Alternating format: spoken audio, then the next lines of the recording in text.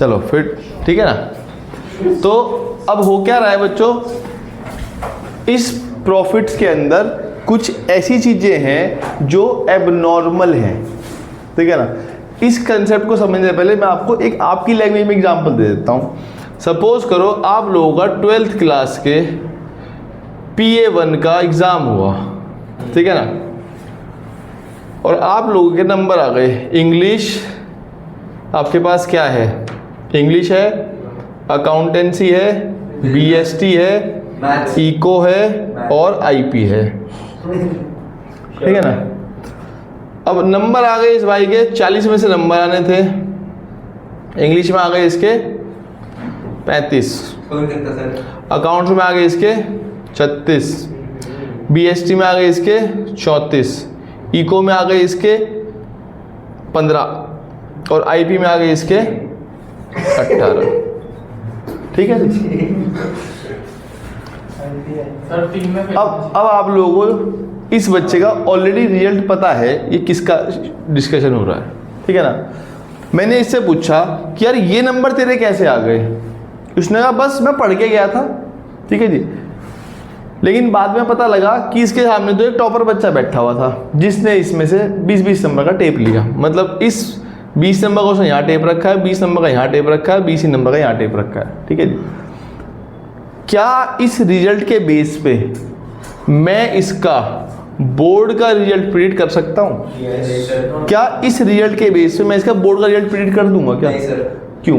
क्योंकि चीटिंग करके कर रहा है। बिल्कुल, और बोर्ड में चीटिंग होगी नहीं, और अगर होगी भी तो इक्का दुक्का नंबर, क्योंकि 20-20 नंबर की चीटिंग नहीं तो 20 की कराई, ठीक है जी। सारे उसी को बताया। 12वीं में नहीं होती ना, 12वीं में नहीं होती।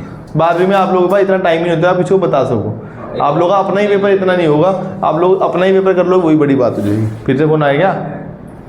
एक सेकंड नहीं कंटिन्यू करो। हाँ ठीक है जी, कोई बात नहीं, छोड़ दो, हो गया, ठीक है जी। आपने कहा सर प्रिडिक्ट किया जा सकता है, आपने सर प्रिडिक्ट किया जा सकता है। अगर आप इसमें से वो 20-20 नंबर, अगर आप इसमें से वो 20-20 नंबर हटा दो तो आप कहेगा भाई यहाँ क्यों नहीं हुआ? क्या सर वो बच्चा ही नहीं है, उसका इको ही नहीं है। मैं कहा IP क्यों नहीं है? उसका IP नहीं है। तो मैं कहा भाई यहाँ वो नंबर क्यों नहीं आए? क्योंकि यहाँ वो बच्चे के पास सिलेक्ट नहीं था, सेक्शन चेंज हो गया था, कुछ भी रीजन था।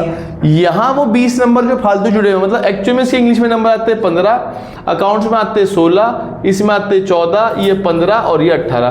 क्या इस बेस पे मैं उसका रिजल्ट प्रिडिक्ट कर सकता हूँ? हाँ। तो पहले आपको बच्चे उसके नंबरों को एडजस्ट करना पड़ेगा, उस स्थिति पे लाना पड़ेगा जिस स्थिति वो एक्चुअल में होता। अब इस साल के प्रॉफिट में कुछ ऐसी एबनॉर्मल इनकम जुड़ी हुई है, कोई ऐसे एबनॉर्मल लॉस हैं जो रियल में नहीं होने थे, लेकिन अब उस बेस पे मैं अगर आपका फ्यूचर का प्रॉफिट एस्टिमेट कर लूँ तो क्या वो सही होगा? नहीं होगा। तो आपको क्या करना पड़ेगा, आप लोगों बच्चे इसके अंदर से एबनॉर्मल लॉस और एबनॉर्मल गेन्स को एडजस्ट करना पड़ेगा। गेन का मतलब जो इनकम जुड़ी हुई है लेकिन वो ना होती। जैसे बच्चे इसके नंबर थे 20-20, ये एबनॉर्मल नंबर थे।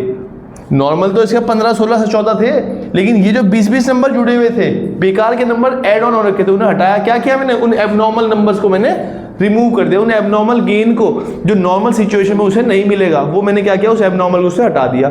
तो अगर कोई एबनॉर्मल गेन है तो उसे माइनस कर देना, और अगर कोई एबनॉर्मल लॉस है तो उसे ऐड कर लेना। बात समझ में आ रही है?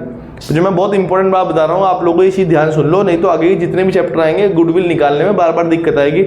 आपको ये समझ में नहीं आएगी मैं क्यों एडजस्ट करता हूँ। मैं उस एडजस्टमेंट का लॉजिक देने की कोशिश कर रहा हूँ। एडजस्टमेंट तो मैं 2 मिनट लगेंगे कहने में, गेन को ऐड कर, लेस कर दे, और लॉस को ऐड कर दे, और इसमें आपकी दिमाग चकरा जाता है। कहते सर लॉस को क्यों ऐड कर रहे हैं और गेन को क्यों माइनस? गेन तो फायदा है, फायदा तो ऐड होना चाहिए, उससे आप उल्टा क्यों करवा रहे हो?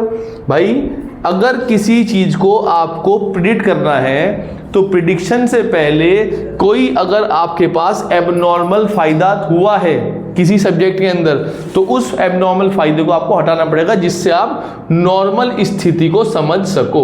नॉर्मल स्थिति समझने जो एबनॉर्मल नंबर उसे मिले हुए थे, जो नॉर्मल सिचुएशन में वो गेन नहीं कर पाएगा, तो वो एबनॉर्मल गेन है, तो उस एबनॉर्मल गेन को मैंने हटा दिया। मैंने पूछा भाई इसमें नंबर क्यों नहीं आए तेरे? IP तो आती है। क्या सर उस दिन मेरी तबीयत खराब हो गई थी।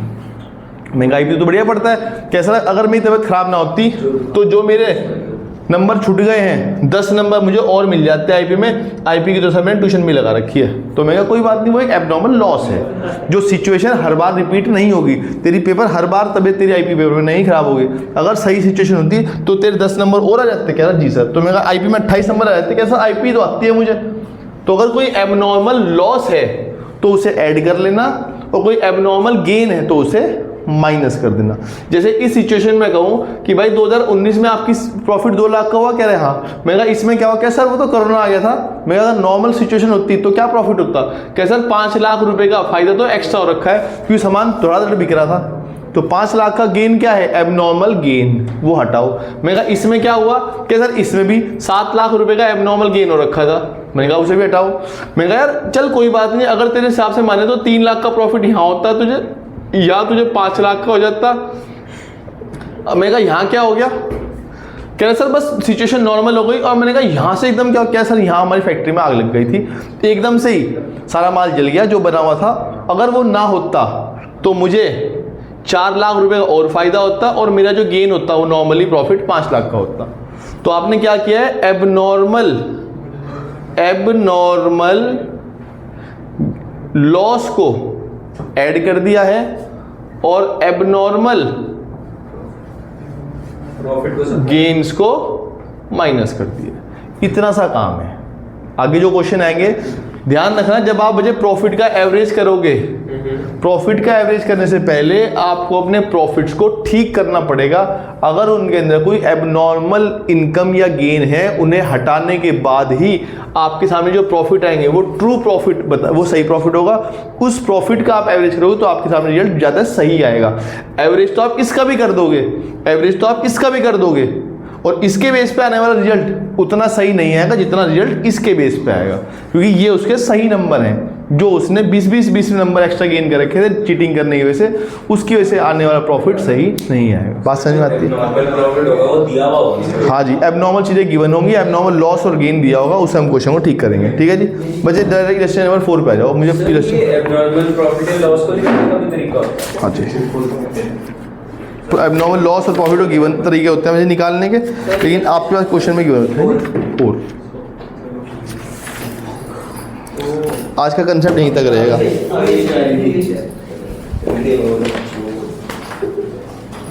स्टार्ट करें? चलो, कौन पढ़ रहा है मेरे लिए सेशन नंबर 4? हार्दिक पढ़ देगा, हार्दिक पढ़ देगा।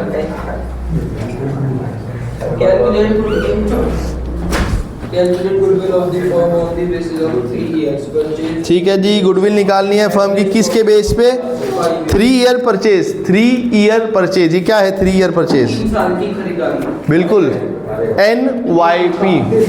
NYP क्या बताया था? NYP क्या बताया था? तो नंबर कितना है? नंबर कितना है? 3। NYP समझ में आई कैसे पता लगता है? मुझे NYP दिया हुआ है नंबर ऑफ ईयर परचेज। ठीक है जी, number of year purchase, number है 3, ईयर परचेज। ध्यान रखना, इतना क्यों बताया गया है कि आप NYP को गलत समझ लेते हो। ठीक है जी, क्वेश्चन में NYP 3 दिया होता, आप 5 समझ लेते हो। क्या समझ लेते हो? अब पढ़ो क्वेश्चन आगे दिया हुआ, देखो क्वेश्चन में मैं पढ़ रहा हूँ, ध्यान सुनना। Calculate goodwill on the basis of 3 year purchase of average profit of last 5 year. उस 5 ईयर को आप एवरेज NYP मान लेते हो। एवरेज प्रॉफिट करना है कितने साल का? 5 साल के प्रॉफिट का आपको एवरेज करना है। मतलब 5 साल के प्रॉफिट गिवन होंगे, उनमें कुछ एडजस्ट करना है, 5 से डिवाइड कर देना उन सबको जोड़ के, आपके पास एवरेज आ जाएगा। सिंपल। लो जी, इलस्ट्रेशन नंबर कौन सा है? 4। देखते हैं जी। प्रॉफिट्स गिवन है 2021-22, 2022-23, 2023-24, 2024-25, नहीं जो स्टोरी आती है वो बताई थी कल, 25-26। ठीक है जी। प्रॉफिट गिवन है 4 लाख, 5 लाख, और क्या गिवन है बच्चों? 60,000 रुपया। क्या है ये? अकाउंट में बच्चे ब्रैकेट का मतलब होता है लॉस। ठीक है जी। और ये 1.5 लाख का प्रॉफिट, और क्या गिवन है? 2.5 लाख का प्रॉफिट। अगर क्वेश्चन में कोई एडजस्टमेंट ना होती तो इन सबको प्लस करता मैं, ठीक है जी। कैसे गुडविल निकालता मैं, ऐसे। गुडविल का फॉर्मूला है average profit into NYP। NYP 3 given है। एवरेज निकालने के लिए मैं इन सबको प्लस करता, कितने हैं 1 2 3 4 5 से डिवाइड करता, उसे ध्यान रख देता, आंसर देता। लेकिन एवरेज करने से पहले ध्यान रखना मुझे, अगर प्रॉफिट में कोई एडजस्टमेंट्स हैं, वो एडजस्टमेंट ठीक करे बगैर रिजल्ट आओगे गलत आएगा। जैसे मैंने बताया कि एक बच्चे के चीटिंग करने से नंबर एक्स्ट्रा बढ़े हुए थे, तो वो घटाने नंबर पड़ेंगे जिससे उसका सही प्रॉफिट पता लग सके, सही नंबर पता लग सके, इसलिए हम एडजस्टमेंट करते हैं। आधे बच्चों को ये समझ में आता है हम एडजस्टमेंट कर क्यों रहे हैं, ठीक है जी। क्वेश्चन तो आपको आज देर सवेर करने आ ही जाएंगे, लेकिन आपको ये समझ में आएगा कि वाई दिस द नीड कि हमें एडजस्टमेंट करनी है। इसका एग्जांपल मैंने आपको नंबर दे दिया, एक बच्चे की जिसने चीटिंग करके 3-4 सब्जेक्ट में एक्स्ट्रा नंबर ले आया था। क्या उन एक्स्ट्रा नंबर के बेस से मैं उसका रिजल्ट प्रिंट कर सकता? नहीं। तो वो जो एक्स्ट्रा नंबर उसके हटाने पड़ेंगे, वो जो एबनॉर्मल गेन या लॉस है वो इससे मुझे हटाने या ऐड करने पड़ेंगे। देखते हैं पहले एडजस्टमेंट क्या है। एडिशन इन्फॉर्मेशन, 1 जनवरी 2024 पे एक फायर लग गई है आपकी गोडाउन में और 3 लाख का माल जल गया है। आपका सामान का इंश्योरेंस होगा तो इंश्योरेंस वाले कहा भाई 70,000 रुपये मिलेंगे। 3 लाख का माल जल गया, 70,000 मिल रहे हैं। अभी भी कितने का नुकसान है? अभी भी है 2,30,000 का लॉस है। ये कौन सा लॉस है? ये है एबनॉर्मल लॉस। एबनॉर्मल लॉस का मतलब वो है जिस लॉस को मैं रोक सकता था लेकिन मैं रोक नहीं पाया, ठीक है जी। आग लगना बच्चे कोई नॉर्मल सिचुएशन नहीं है, आग लगने के अंदर कुछ हुआ होगा इसलिए आपके पास, और हर बार जरूर नहीं कि फैक्ट्री में इस साल हर साल आग लगेगी। भाई एबनॉर्मल सिचुएशन थी, शॉर्ट सर्किट हुआ, आग लग गई। ये तो नहीं कि हर साल फैक्ट्री में हाँ आग तो लगती रहती है, नॉर्मल चीज़ें हैं, वो नॉर्मल चीज़ नहीं है, ठीक है जी। वो एक एबनॉर्मल लॉस है जो हर साल रिपीट नहीं होगा, और जो हर साल रिपीट नहीं होगा तो उसके बेस से फ्यूचर का प्रॉफिट भी अनुमानित करना ठीक नहीं है। हर साल चीटिंग नहीं होगी तो उस चीटिंग के बेस पे अपना रिजल्ट प्रिडिक्ट करना बोर्ड का, वो सही चीज़ नहीं है। तो क्या करना है बच्चे, हम उस लॉस को वापस ऐड कर लेना है। कितने रुपए का लॉस हुआ? 2,30,000। सवाल ये है किस साल के प्रॉफिट में ठीक करूंगा, बस इस बात में जवाब दे दो मुझे। आपकी फैक्ट्री में आग लगी थी जनवरी 2024 में, अकाउंट क्लोज कब हुए होंगे?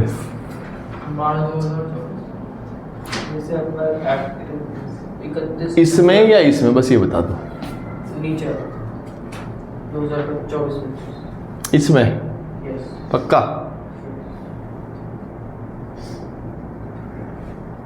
सबसे बड़ी प्रॉब्लम यही है बच्चों को ये समझना ठीक कहाँ करना है। ध्यान सुनना, ये साल कब शुरू हुआ था? 1 अप्रैल 2023 पे। ख़त्म कब होगा? 31 मार्च 2024 पे। आग इसी साल तो लगी है, कहाँ लगी है? इससे 3 महीने पहले 1/1/2024 पे लगी है। तो जब आग यहाँ लगी, अकाउंट तो यहाँ क्लोज हुए, तो यही तो साल है जिस साल आग लगी। अच्छा, तो कैलेंडर ईयर में फिर तो 23 नहीं होता, जनवरी में शुरू होता, दिसंबर में बंद हो जाता। 2024 में लगी ना, तो 1 जनवरी तो भाई ये 24-25 कैसे हो जाए, फिर 24-24 ना होता। अच्छा अच्छा, अभी मैं कैसे, अगर कैलेंडर की बात करूं मैं, 2026 चल रहा है, खत्म कब होगा? 26 नहीं होगा, तो उसे कैलेंडर ही नहीं बोल लेंगे। जनवरी में शुरू हुआ, दिसंबर में खत्म हो गया। ये बदलता है तो ही तो अकाउंटिंग ईयर है। यहाँ 24 था, 25 आ गया, 26 आ, फिर कौन सा कैलेंडर ईयर अकाउंट वो है भाई ये? क्लियर? तो ठीक क्या करा यहाँ, क्लियर हो गया। 2,30,000 को मैंने क्यों ऐड किया? क्योंकि वो एक एबनॉर्मल लॉस है, उस लॉस की वजह से मेरा प्रॉफिट घटा, लेकिन वो लॉस हर साल नहीं होगा। तो अगर हर साल वो लॉस नहीं होगा तो उस सिचुएशन को मैं हर साल क्यों एक्सपेक्ट करूँ होगा, तो उस चीज़ को मैं वापस ऐड कर लेता हूँ। मैं गलती से हो गया था, अगली बार नहीं होगा, फ्यूचर का प्रॉफिट ठीक ही होगा, इसे वापस ऐड कर लो। ये लॉस हर साल नहीं होना। लॉस जैसे कैसे बच्चे, कोई एग्जाम्पल दो। जैसे हमारी शर्ट बनाने की फैक्ट्री है, ठीक है, उसमें जैसे हमने 1 लाख का कपड़ा लिया, ठीक है, उसमें से हाँ अच्छा बच्चे देखो, नहीं बच्चे वो नॉर्मल लॉस, बच्चे हाँ, लॉस 2 तरह का होता है, एक होता है नॉर्मल, एक होता है एबनॉर्मल। नॉर्मल लॉस को आप इग्नोर नहीं कर सकते, नॉर्मल लॉस तो चार्ज किया जाता है लोगों से। जैसे बच्चे आपने कहा सर 100 मीटर कपड़े में 100 शर्टें बनती नहीं, मैं कह रहा हूँ 1 मीटर कपड़े में 1 शर्ट बनती है, तो 100 मीटर में 100 बन जानी चाहिए, बनती नहीं है। ज़्यादा से 100 मीटर कपड़े में 98, 97, 96 बनेगी, ठीक है जी। तो जो 3 मीटर कपड़ा खराब हो रहा है वो नॉर्मल लॉस है, जो तो होता ही होता है भाई। कटिंग करेगा, स्टिचिंग करेगा, अनअवॉइडेबल, इसमें रोक नहीं सकता भाई। काम करते हैं कुछ ना कुछ नुकसान होगा ही होगा। जैसे आप बाइक में तेल डलवाते हो तो भाई 100 रुपये जब 100 का थोड़ा बहुत उड़ भी तो जाता है तेल का भी, देखा हो तो उसे रोक दो, कैसे हाथ लगा के रुक जाएगा वो? नहीं रुकेगा भाई। लेकिन अगर आप वो उसके बाद तेल डलवाए और टंकी खुली खोल के घूम रहे हो तो वो तो उड़ेगा ही। बाइक चली भी रही है, वहाँ भी खर्च हो रहा है, उड़ भी रहा है, तो वो नॉर्मल लॉस नहीं, वो एबनॉर्मल से आप रोक सकते थे। एबनॉर्मल लॉस को रोका जा सकता है, इसलिए वो वापस एड बैक कर लो, वो मैं चार्ज नहीं कर सकता। नॉर्मल लॉस को मैं चार्ज करता हूँ लोगों से। ठीक है जी, क्लियर है भाई? तो सर तो मतलब वो आ सकता है कैसे क्वेश्चन में पूछना? नहीं, ऐसा नहीं आता। ठीक है जी। हाँ, अगर क्वेश्चन में दिखा होता है कि नॉर्मल लॉस है, नॉर्मल लॉस कुछ मत करना आप, ऐसा है क्वेश्चन जो ये पूछ रहा है। ठीक है जी। अगला क्वेश्चन है, अगला आपका वाला क्वेश्चन अगला ही है भाई। देखो वो क्या करता है, वो सवाल पूछ के वो सवाल को फिर खो जाता है। सवाल पूछ लिया, मैंने जवाब भी दिया था, उसे पता ही लगा मैंने क्या बोल दिया, उसे अभी भी नहीं पता मैं उसके लिए कुछ बोल गया, अभी भी लगा हुआ मोबाइल को। सर वो सॉल्व का मैसेज मैं कह रहा हूँ ना, ये फोन इधर दे दे, यहाँ रख फोन, ये सब फोन इधर दे दो मुझे आप। सर हो सके तो मैं चार्जिंग लगा दो, स्विच ऑफ हो गया। हाँ लाओ, दो ना, स्विच ऑफ वगैरह बताओ। फोन में लगे हुए दोनों तरफ से मस्त, क्या तो मैं लग रहा था। बताओ फोन में लगे हुए। मेरे सवाल पूछ के नॉर्मल का मैंने जवाब भी दिया, उसे पता भी नहीं। सर समझ गया मैं। क्या समझे? मैंने पूछा नहीं था आपसे क्वेश्चन तो आया। नॉर्मल का क्या करते हैं? नॉर्मल लॉस का क्या करते हैं? वो कह रहे थे आप वहाँ पे ऐड कर यूज देते हैं। उसका कुछ नहीं होता, मैंने ये बोला। पढ़ा रहा हूँ। आया समझ में? देखा कम, ये गजब बंदा है, सवाल पूछ के फिर बोलने लग के कह रहा चल ये अपने आप जवाब दे देगा। आगे अगला पढ़ो। घर पे जाकर बोलो। ड्यूरिंग द ईयर एंड 31 मार्च 2026, ये देखता है, ये लोगों को दिखाता है। ये जो बात बोल रहे हैं मेरे लिए बोल रहे हैं सर, ये मैं बैठा हूँ उधर कैमरे के उधर। During the year 2026 firm receive an unexpected tax refund. Firm ने बच्चे अनएक्सपेक्टेड टैक्स रिफंड मिल गया है, एक ऐसा पैसा जो फ्यूचर में कभी मिलना नहीं था लेकिन अब मिल गया है। तो वो क्या है? सब्ट्रैक्ट। वो एबनॉर्मल गेन है। प्रॉफिट है, एबनॉर्मल गेन है। तो एबनॉर्मल गेन्स को हम क्या करते हैं? माइनस करते हैं। सवाल है किस साल में? फिर जवाब देगा ये 2026 में मिला है। 26 कहाँ है? ये रहा नीचे अगर यहाँ लिखा होता 26 27, फिर क्या होता? सर तब भी ऊपर वाले नहीं। हाँ, क्योंकि ये साल यहाँ खत्म हो रहा है। ठीक है जी। कितने रुपए? माइनस 80,000 अब क्या आ गए ये सारे? टोटल। ये आ गए बच्चे, ये थी एडजस्टमेंट्स, एडजस्टेड। ये हो गया एडजस्टेड प्रॉफिट। और प्रॉफिट को पहले एडजस्ट करना तो ही एवरेज निकालना तो ही रिजल्ट सही है। कितना आ गए? 4 लाख ही है, ये तो 5 लाख ही है, ये 170 हो गया, ये 150 है, लॉस है भाई। ये तो 1+ अच्छा 60,000 लॉस है वो ब्रैकेट में ये लॉस। ब्रैकेट नहीं दिख रहा। 170,000 इन सबको प्लस कर लो, कितना आ रहा है? कितना? 1390। कितने साल के प्रॉफिट है? 1 2 3 4 5 से डिवाइड कर लो, कितना आ जाएगा? 2,84,000। सर 8 तो नहीं आएगा। ओह आप तो पेन दिया 2 7 ठीक है जी। क्या आ गए? इसका मतलब है कि ऑन एन एवरेज मैं हर साल 2,78,000 के हजार, अगले साल अगर भाई ये मैंने क्यों एवरेज किया कि मैं जिससे ये जान सकूं कि 2027 में मैं कितने रुपए तक के लगभग प्रॉफिट कमाता। मैंने कहा भाई 2,78,000 रुपए के आसपास मैं प्रॉफिट कमाऊंगा। मैं कहा, और मैं कहा इस प्रॉफिट कितने साल तक कमाओगे? 1 साल, 2 साल, 3 साल, 4 साल। कह रहा सर 3 साल तक। तो इसका मतलब आपकी गुडविल कितनी है? 8,34,000। बात समझ में आती है? इसे निकालने के लिए हमने सारा तामझाम जोड़ा है। हमने 5 एडजस्टमेंट दी। सबसे पहले रेशो बताई थी।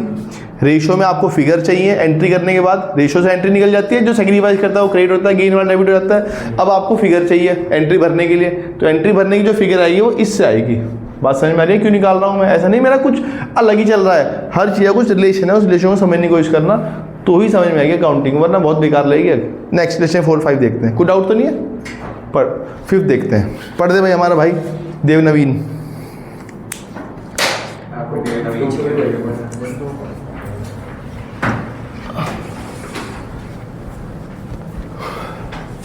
देवलोक तो आउट ऑफ फिल्टर है ना। पता नहीं भाई, वो तो मेरी आउट ऑफ रीच है वो। स्कूल का ही बच्चा था, इनके भाई के साथ का था, देव नवीन, बहुत इंटेलिजेंट बच्चा था। एक दीदी के साथ करते था। नवन्य के साथ, हाँ हाँ जी, पढ़ दो भाई।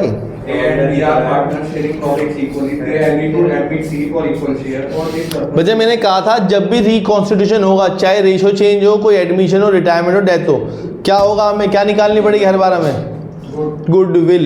गुडविल निकालने के लिए उसने कहा जी, उन्होंने एडमिट किया है सी को for equal share. For this purpose goodwill इससे वैल्यू होगी 150% of average annual profit of last 5 year. मतलब उसने कहा जी पिछले 5 साल के प्रॉफिट का एवरेज करना और उसकी मल्टीप्लाई कर देना 150% से, लिखा हो ना, ऑन द वैल्यू ऑफ 150%। बच्चे 150% को मैं अगर टाइम्स में बताऊं तो कितना बोल सकता हूँ? 150% का मतलब 100, ये जीरो का ये आ गया 1.5, मतलब 1.5 साल की प्रॉफिट गुडविल की मल्टीप्लाई कर देना एवरेज से। मतलब NYP आपके पास 1.5 है, 1.5, वो कुछ भी हो सकता है, क्वेश्चन में गिवन होता है वो, ठीक है जी।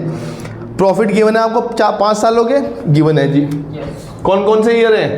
2019, 2020 कोरोना वाला, 2021, 2022 और 2023। कितने प्रॉफिट गिवन है?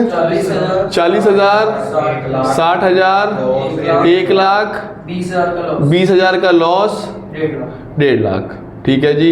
एडजस्टमेंट पढ़ते हैं, देखते हैं। कहते हैं ये ऑब्जर्व किया गया, आपका सवाल है भाई, ये नवीन, सॉरी क्या कह रहा हूँ, त्यागी, ड्यूरिंग द फाइनेंशियल ईयर 19-20, मतलब कौन सी ईयर की बात कर रहा है भाई ये? 19-20। ओ भाई इधर बता दे सर, ये जो 31 मार्च 2019 से लेकर 31 मार्च 2020 है, ये है, इसमें बता सीधा करो कौन सा ये है। ये मैं तुम्हें पूछा हूँ, इस एडजस्टमेंट को आप इसमें ठीक करोगे, इसमें ठीक करोगे? लिखा हुआ है during the financial year 19-20, 19-20। Sir 20 में ठीक करो भाई इसे रटने का तरीका बहुत सिंपल है, 2019, 2020, ये इसे देख, ये कहाँ लिखा हुआ है? ठीक है जी। 19-20 का मतलब है 19-20, तो लास्ट में देख कि अकाउंट तो 31 मार्च 20 पे खत्म हुए होंगे, तो उसे यहाँ ठीक करना है। ठीक है जी। क्या करना है? There was a normal loss. मुझे नॉर्मल लॉस हो गया था इस साल में, क्या करूँगा? नॉर्मल लॉस क्या करूँगा? आप ही ने सवाल पूछा था, आपको जवाब दिया था। सवाल पूछ के गलती कर दी था। अबे जब सवाल आया तो तूने पूछा, जवाब भी 2 बार दिया। बताओ जी, नॉर्मल लॉस का क्या करते हैं? मुझे एबनॉर्मल को तो हम एडलेस करते हैं, नॉर्मल का क्या करते हैं? नॉर्मल का हम कुछ नहीं करते हैं, वो ऑलरेडी उसके अंदर है। बात समझ में आती है? आगे बढ़ेंगे, छोड़ दो बच्चे, नॉर्मल लॉस से कुछ नहीं होगा, आगे बढ़ो।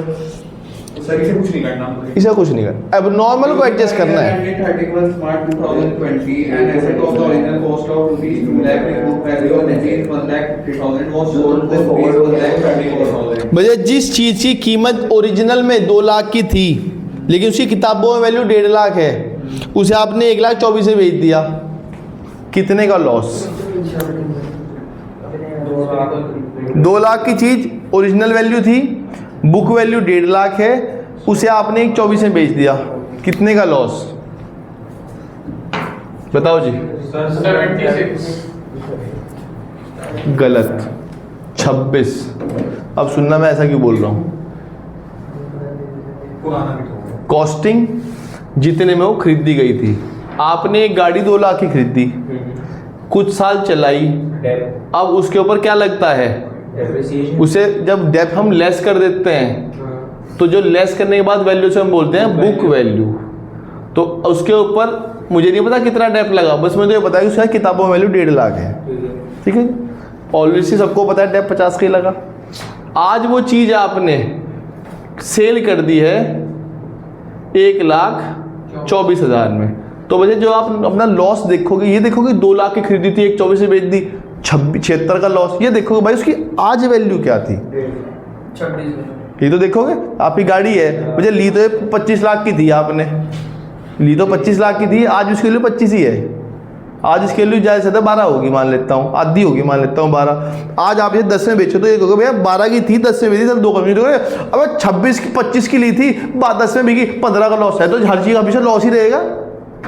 भाई ये तो हर चीज़ का हमेशा, क्योंकि जो भी उसकी मार्केट वैल्यू होगी वो तो हमेशा घटेगी, ठीक है ना। उसके आप उसका कंपेरिजन कैसे कर सकते हो भाई? तो जब उसकी आपने से यूज़ कर लिया है तो उसकी कंपेरिजन, जो हमेशा लॉस निकलता है रटने के लिए, बुक वैल्यू की सेल प्राइस लेस करना तो ही लॉस आएगा, वो ही सही लॉस होगा। इसका कंपेरिजन इससे करोगे तो हमेशा ही लॉस आएगा भाई। मैंने मोबाइल लिया था 33 का था, ठीक है जी, अब मैं इसे चाहे कितने का ही बेच लूँ, 33 का तो कभी बिकेगा नहीं है, ठीक है जी, और हमेशा फिर तो मैं कहूँगा लॉस ही है ये। लेकिन ऐसा भी हो सकता है कि ये आज से, इसकी 2 साल पहले वैल्यू 33 थी जब खरीदा था, आज इसकी वैल्यू मेरे हिसाब से 10 है मान लेता हूँ, और मैं इसे 15 में बेच लूँ, तो 5 का फ़ायदा नहीं हो सकता है। अगर मैं वैसे कंपेरिजन 33 का लेता 15 में, वो जिंदगी भर लॉस ही रहेगा। ऐसा समझ में आती है बात? तो हमेशा बच्चे लॉस निकालने के लिए बुक वैल्यू से कंपेयर करता है सेल प्राइस का, ठीक है जी। कितने का लॉस हो गया? 26 का। कौन सा लॉस है? एबनॉर्मल लॉस है भाई। एसिड आप हर साल नहीं बेचते, आपका काम एसिड बेचने थोड़े है भाई, आपका काम सामान बेचने का है। आपने कोई मशीन खरीदी थी, वो थी ठीक, वो बेचनी पड़ गई, किसी वजह से खराब हो गई, उसे बेचते, लॉस हो गया। कौन सा लॉस है? एबनॉर्मल लॉस, ठीक है जी। अगर जी, एक लायबिलिटी ली थी, फॉर एग्जांपल 1 करोड़ का लोन था, लोन ले लिया था, 60 हमने पे कर दिया, 40 हमने डायरेक्ट कर दिया मतलब पहले तो किस्त जा रही थी मंथली आपने पे कर दिया एक बार में सारी, ठीक है, तो वो क्या हुआ?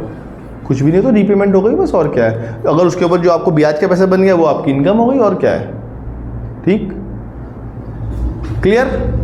आगे बढ़ते हैं। आपने कहा जी हमने 26,000 रुपये का जो लॉस हुआ उसे ऐड करना पड़ेगा, तो रटा हुआ किस साल में ऐड करोगे ये बता दो बस। 26 को ये तो पता है ऐड होगा, कहाँ ऐड होगा? एडजस्टमेंट 2020 कहाँ पे? 2000। बहुत बढ़िया, आगे बढ़ो। On 1st April 2021, 2 computers costing rupees. देखो फिर आपकी पुरानी चीज़ें कभी आपको छोड़ती नहीं, ये रेक्टिफिकेशन ऑफ एरर फिर आ गया आपके पीछे। रेक्टिफिकेशन ऑफ एरर आपको पीछे नहीं छोड़ेगा। And were wrongly debited to traveling expenses. Depreciation on computers was to be charged 20% per annum on written down value basis. कहते हैं जी आपने 2 कंप्यूटर खरीदे थे, किस साल में? 2021 में, तो अफेक्ट कहाँ पड़ेगा? 2000, इसे ठीक करना पड़ेगा। 1 अप्रैल 2021 में अगर आपने 2 कंप्यूटर खरीदे थे जो कि साल के आखिरी बैलेंस शीट 2022 में दिखने चाहिए थे, वो गलती से आपने कंप्यूटर को कंप्यूटर ना समझ के ट्रैवलिंग एक्सपेंस मान लिया, तो इससे क्या हुआ होगा? दूसरी तरह से बताऊं, कैपिटल एक्सपेंडिचर को आपने रेवेन्यू ट्रीट कर लिया, उससे क्या फ़र्क पड़ता है बता सकता है आप में से कोई? सिर्फ कैपिटल एक्सपेंडिचर। कैपिटल एक्सपेंडिचर का मतलब होता है asset, computer is an asset जो कि बैलेंस शीट में शो होनी चाहिए। रेवेन्यू का मतलब है आपने उसे पीएल में लिख दिया है। सर आपका प्रॉफिट कम आएगा शायद। बहुत बढ़िया। मुझे एक बात बताओ, ये प्रॉफिट एंड लॉस अकाउंट है, यहाँ बैलेंस शीट है। अगर 2 कंप्यूटर जो आपने खरीदे 1 लाख रुपए के, उसे आप यहाँ लिखते तो उससे होता क्या? पीएल में वो कंप्यूटर की वैल्यू ना जाती, सिर्फ उसका डेप जाता, जो भी उसके ऊपर लगता। डेप कितना है हमारे पास? 20%, दैट इज 20,000, और 80,000 में आपकी वैल्यू जाती, और ये 20 कहाँ जाता है? यहाँ पे टू डेप ऑन कंप्यूटर 20,000। सही ट्रीटमेंट ये था। अकाउंटिंग करने वाला शौर्य था, उसने सोचा कंप्यूटर ट्रैवलिंग एक्सपेंस है, डेप तो लिखा नहीं, कंप्यूटर यहाँ नहीं लिखा, पूरा यहाँ पे ट्रैवलिंग एक्सपेंस के नाम पूरा 1 लाख रुपए यहाँ पे लिख दिया। प्रॉफिट कहाँ से निकल के आता है? पीएल से। जिस पीएल में लिखने ही 20,000 रुपए थे, वहाँ कितने रुपए लिख दिए हैं? 1 लाख। कितने रुपए फालतू लिख दिए हैं? 80,000 रुपये फालतू लिखने से हुआ क्या होगा? प्रॉफिट 80,000 रुपये भी कम हो गया होगा। भाई अगर मैं जितना खर्चा है बढ़ाता रहूँगा, वो खर्चा क्या करेगा? जीपी को कम कर देगा। भाई जीपी में खर्चे घटेंगे तो ही तो प्रॉफिट आएगा। यहाँ पे आप 1 लाख की जगह 2 लाख लिख दो, प्रॉफिट 2 लाख से कम हो जाएगा। 3 लाख लिख दो, 3 लाख से कम हो जाएगा। एक्चुअली में होना चाहिए था सिर्फ 20,000 से कम, आपने कर दिया 1 लाख से कम, तो 80,000 से आपने प्रॉफिट ज़्यादा कम कर दिया, जो कि गलत है। अब इसे ठीक करना पड़ेगा। ठीक कैसे करोगे बस ये बता दो। अब लॉस, कोई भी एरर होगा, एरर को ठीक करना आपको आना ही चाहिए। विदाउट जनरल एंट्री नहीं होगी, यही ठीक कर दूंगा, ये जनरल एंट्री वाला एरर नहीं है। ये कैसे ठीक करोगे? सर प्रॉफिट में बढ़ा देंगे 80,000। बिल्कुल सही बात है यार, किसने बताया? 80,000 रुपये ठीक कर देंगे। किस साल के प्रॉफिट में? इस साल में? बिल्कुल। आपने कहा सर यहाँ मुझे 80,000 रुपये ठीक करना है, मतलब जो प्रॉफिट मैंने 80 से घटा रखा है उसे वापस 80 ठीक कर दो। करने का सिंपल बहुत तरीका है बच्चे। अगर इसे रट लेना, अगर कोई कैपिटल एक्सपेंडिचर को, मतलब कोई एसिड्स को आपने खर्चों में लिख दिया, पेल में दिया, तो सिंपल ठीक करना, जो चीज़ लेस कर रखी है, कितने पे लिख रखे हैं 1 लाख, उसे वापस ऐड कर दो।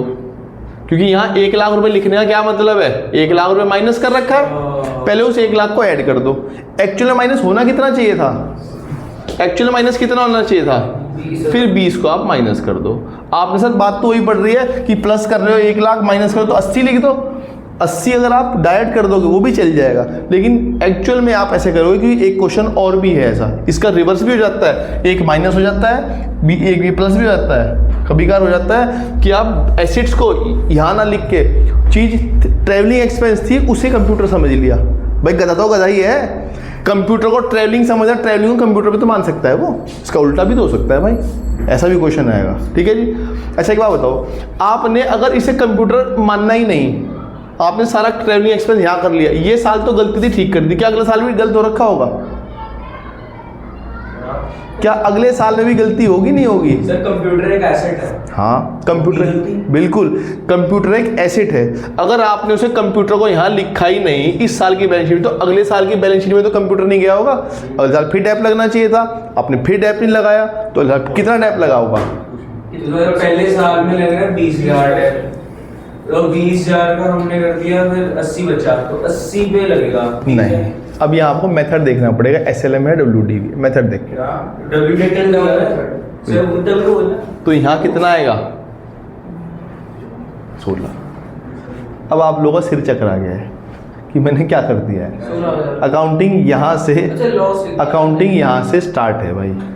ठीक है जी, मैं दोबारा समझा रहा हूँ अपनी बात, ध्यान से सुनना क्या है।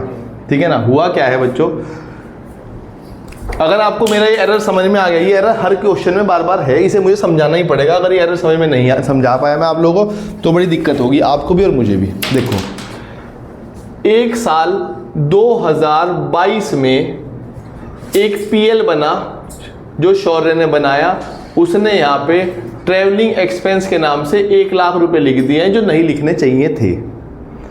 मतलब 1 लाख रुपए यहाँ लिखने का मतलब है मैं प्रॉफिट को घटा रहा हूँ, खर्चे इधर लिखने का मतलब प्रॉफिट घट रहा है। जब मैं इधर खर्चे लिखता हूँ मतलब खर्चे लिखने का मतलब है प्रॉफिट घटना। ये प्रॉफिट जो लॉस है 20,000 का इस वजह से है क्योंकि आपने खर्चे बहुत बढ़ा के लिखे हुए थे। तो मैंने कहा इसे ठीक करना पड़ेगा। मैं कहा इसे यहाँ से हटाने का क्या मतलब है, अगर मैं किसी को हटाऊंगा जो चीज़ ऑलरेडी माइनस की हुई है तो उसे वापस क्या कर दो, ऐड कर दो। ये तो सिखाया था। अगर कोई काम कर रखा है जैसे क्लोजिंग से ओपनिंग बना, क्या ड्राइंग माइनस हो रखी है, ऐड कर लो। प्रॉफिट ऐड हो रखा है, माइनस कर दो। जो चीज़ ट्रैवलिंग एक्सपेंस के नाम से यहाँ लिखी हुई है, यहाँ आपने 1 लाख रुपए लिखने का मतलब माइनस कर रखा है, तो इसे हटाने का क्या मतलब है, इसे ऐड कर दिया। समझ में आती है। लेकिन आपने कहा सर यहाँ 20,000 तो लिखने ही चाहिए थे डेप ऑन कंप्यूटर के नाम से। मैंने कहा वो लिख दो, हो गया 1 साल ठीक। अब मैं अगले साल आता हूँ। जैसे ही आपने ठीक किया तो इस साल की बैलेंस शीट भी बनी होगी। बैलेंस शीट में आपने यहाँ पे लिखा होगा कंप्यूटर 1 लाख और फिर उसमें से डेप लेस किया होगा 20,000, क्योंकि यही तो 20 यहाँ लिखोगे, और फिर 80,000 पे कंप्यूटर खड़ा हो जाएगा आपकी बैलेंस शीट में। और एसिड एक बार अगर बैलेंस शीट में आए तो हर साल चलती रहती है, तो नहीं कि गायब हो जाती है। अगले साल फिर बैलेंस शीट बनी होगी, उसमें फिर कंप्यूटर आया होगा, तो क्या उसके ऊपर अगले साल डेप नहीं लगेगा? लगेगा। कितना डेप लगेगा सर? 16,000। फिर से डेप लगेगा 20%, दैट इज 16,000। कितने रुपए जाएगा ये? 64। आपने से अगर 1 और साल होता उसे भी ठीक करना पड़ता, 1 और साल तो उसे भी ठीक करना पड़ता, अगले साल तो एक से ठीक करना पड़ता। हर साल डेप्शन यहाँ लेसन पड़ता। एग्जाम में इतना मुश्किल क्वेश्चन नहीं आता है। एग्जाम में सेकंड लास्ट ईयर पे गलती करता है वो ये वाली, जो एक बार ठीक करनी पड़ता है और एक बार और ठीक करनी पड़ती है मैक्स। ऐसा कोई क्वेश्चन नहीं जहाँ पे 3 तक डेप जा रहा है। 1 साल गलती होगी वो यहाँ। अगर ये मैं यहाँ कर देता ना तो यहाँ भी ठीक होता, यहाँ भी ठीक होता, यहाँ भी ठीक होता, यहाँ भी ठीक होता है। डेप 5 बार माइनस करना पड़ जाता। और अगर वो कंप्यूटर बीच में तो फिर तो कहानी खत्म हो जाती है, उस साल तक बेचबाज की जो भी होता है हाँ वहाँ खत्म हो जाता है। एग्जाम जहाँ तक बुक क्वेश्चन आते हैं वो इतना होता है कि गलती यहाँ हुई, रेक्टिफिकेशन वाला क्वेश्चन जो आएंगे मोस्टली वो यहाँ तक आता है कि सेकंड लास्ट पे कोई गलती करवा दी और यहाँ तक ठीक करवा दी, या लास्ट पे गलती करवा दी उसमें वहीं ठीक करवा दिया, 3-4 साल का काम नहीं जोड़ता है। ठीक है जी, लेकिन ध्यान रखना मैंने क्या किया है, मैंने एक एरर को रेक्टिफाई किया है, जो खर्चा था ही नहीं उसे खर्चा मान लिया, उसे ऐड कर दिया, जो एक्चुअल में खर्चा था, डेप खर्चा है, उसे माइनस किया प्रॉफिट में से।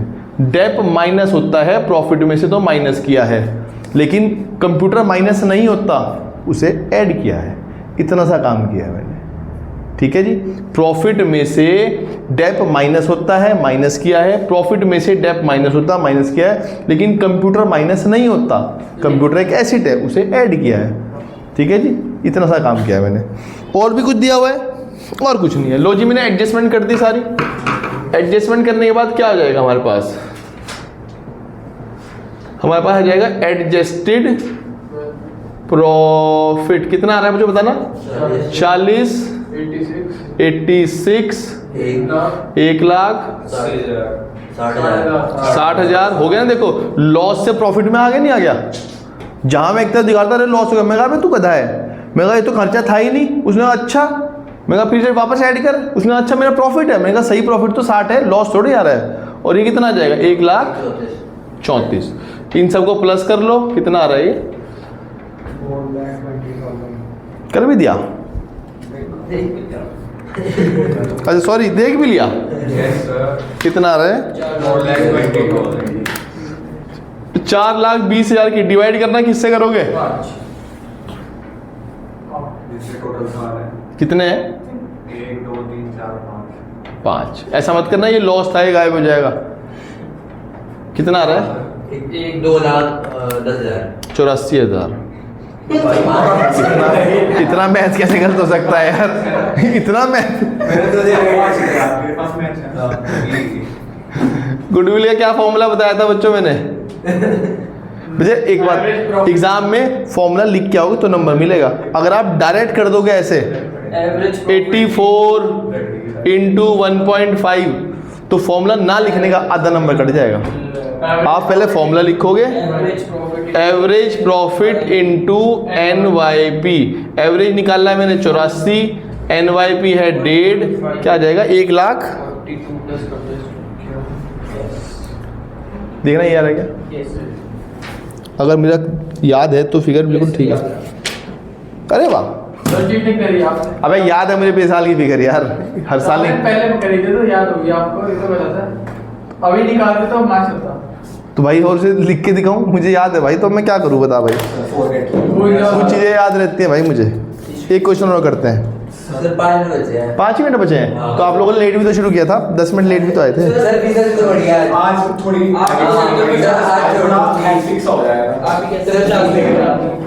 एक मिनट रुक जाओ भाई, 1 मिनट रुक तो जाओ, 1 मिनट रुक तो जाओ भाई। चलो फिर कल देखते हैं यार। चलो बाय बाय। आज नहीं भाई आउटरो भाई।